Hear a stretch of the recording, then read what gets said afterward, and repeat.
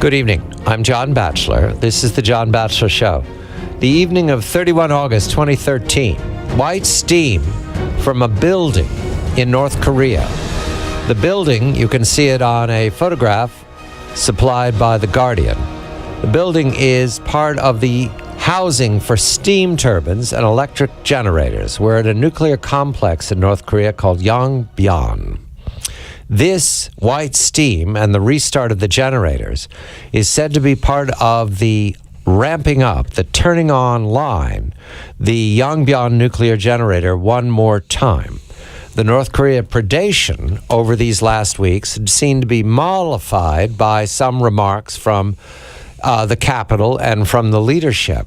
In any event, this white steam is inarguably an aggressive act. Gordon Chang of Forbes.com is here with me, and we're going to start with WMD in North Korea nuclear, and then we'll move on to chemical weapons. We're joined by Bob Collins from the Korean Peninsula, former senior Pentagon analyst who is now based in South Korea. Bob, a very good morning to you. Quickly, the white steam. Was it a surprise when it started again? And does this mean they're going to take their Yongbyon complex hot again? They're going back online to produce nuclear weapons. Good morning to you. Good morning. The first thing I would say is that when it comes to the Yongbyon nuclear complex, the North Koreans have two aspects that we should always understand. One is a technical aspect, and one is a strategy aspect. The technical aspect is obviously they can restart it. They have a secondary cooling system. The first one was destroyed in 2008. And so as soon as they can get that going well, they can start with their restarting the reactor. Now, of course, it can produce more plutonium at the rate of 6 kilograms per year, which equals about 2 bombs per year if they wanted to make weapons-grade plutonium. But on the strategy side, we should always remember that North Korea's biggest vulnerability is money, and they need to find ways to make money. And threatening to restart this is obviously a one trick that they can use, push up their sleeve while they're trying to extort and gain concessions from the South in all these other peace offensive efforts that they've been doing here lately. Well, Bob, you mentioned it's all about money. And while we're on the subject of cash, it was very interesting that this week we saw the South Koreans reopen the Kaesong Industrial Complex, which shovels about $500 million a year into the hands of North Korea. And at the same time, President Park Geun-hye of South Korea is also talking about not only expanding the Kaesong zone, but also reopening the Mount Kumgang tourist zone. So here we have the South Koreans shoveling cash into the hands of baby dictator Kim Jong-un while he's restarting his plutonium reactor. And of course, all this while that this occurs, he's enriching uranium like crazy. That's right. And all of these, in some way or another, whether it's through proliferation efforts, gaining concessions from South Korea and the United States, or other activities, illicit activities, they always have two sides. One's a strategy whereby they increase their capabilities, and two is one is to make money. And so from a North Korea perspective, this is not a contradictory position. This is something that they plan. In the past, we have seen case after case after case of where they combine these two actions in order to maximize their own benefit. The puzzle here about North Korea, I understand there's two tracks, the threat and the shakedown. Get it. Right. But that goes in all directions, and you can't rule out the fact that the weapons can be used by criminal minds for other purposes in other places. And that takes me to the chemical weapon report. Gordon, you've got a chemical weapons report up on World Affairs right now. What do we know about North Korea supplying not only chemical weapons, but also expertise before and after action dual use and even chemical weapon suits? Yeah, the relationship between Syria and North Korea is continuous and ongoing. The North Koreans have supplied at least 2 complete chemical factories.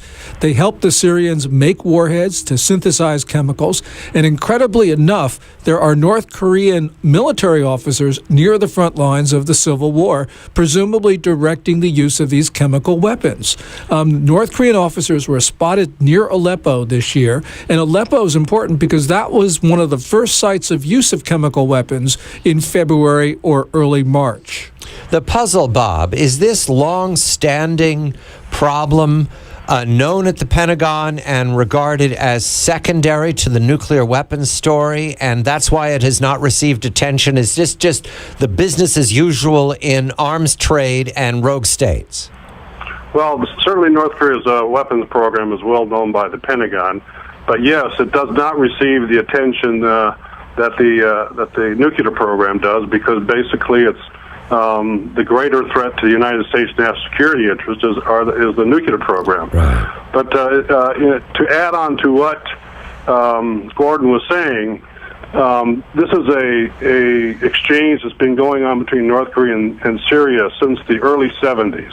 And North Korea has made millions and millions of dollars off this program that helps them build their own program up. Not only that, but the number of research facilities, the chemical research facilities that exist in North Korea far exceed what was previously thought. There are 10, the biggest chemical industry complex in North Korea is in Hamhung.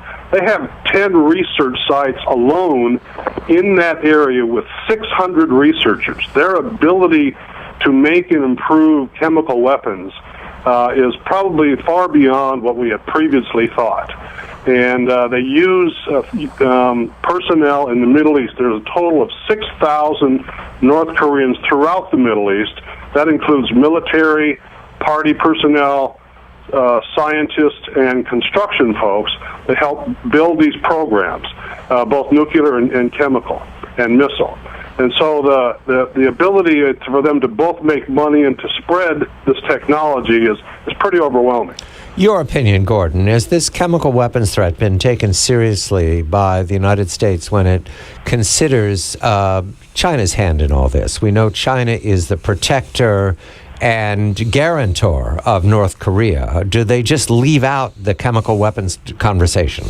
Well, apparently, because of these ongoing and extensive links between the Assad regime and North Korea, obviously we haven't done enough. And as Bob points out, maybe there's some good reasons for that. Maybe we pay more attention to the nuclear issues because it's closer to our security.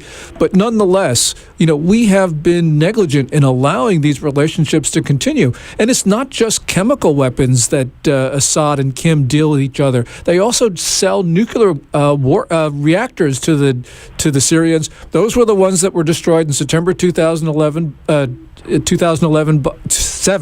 by the Israelis. And those were North Koreans in Syria with that reactor. Let's date this back. Gordon's piece in the World Affairs. November 2009, Greece intercepted 4 shipping containers on a Liberian flag vessel that was bound for Syria. 2009.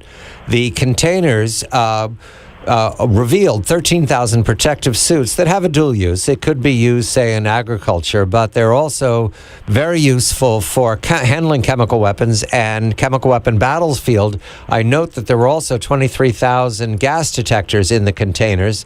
There's no doubt that they're used for chemical weapons warfare. At the same time, in South Korea, there was the interception of a Panamanian ship that was leaving North Korea headed for Latakia, which is the port on the Mediterranean that the Russians are using now in Syria, and that contained confiscated chemical weapons material. So, Bob, what we're looking at is a chemical weapons program that is very well established and old and of long standing. Can we believe that the attack in Damascus caught everybody unaware, or they were aware that the potential was always there and that North Korea was part of the problem? The potential has always been there. And it's not as if the Pentagon isn't paying attention to its potential. But there's always a concept of tactical surprise. When it actually happens, then you act surprised. And the thing is that there's so much expertise that the North Koreans pour into Syria, it should not have been a surprise whatsoever. One can understand why the White House would not want to talk about this beforehand, but obviously the effectiveness of the weapons that the North Koreans have used have gained them a lot of notoriety and fame, and their ability to sell in the future is going to be fairly well increased. Bob Collins is a former Pentagon analyst of North Korea. He's now in the Korean Peninsula. Gordon Chang of Forbes.com. Chemical weapons in Syria. North Korea is the point of origin. I'm John Batchelor.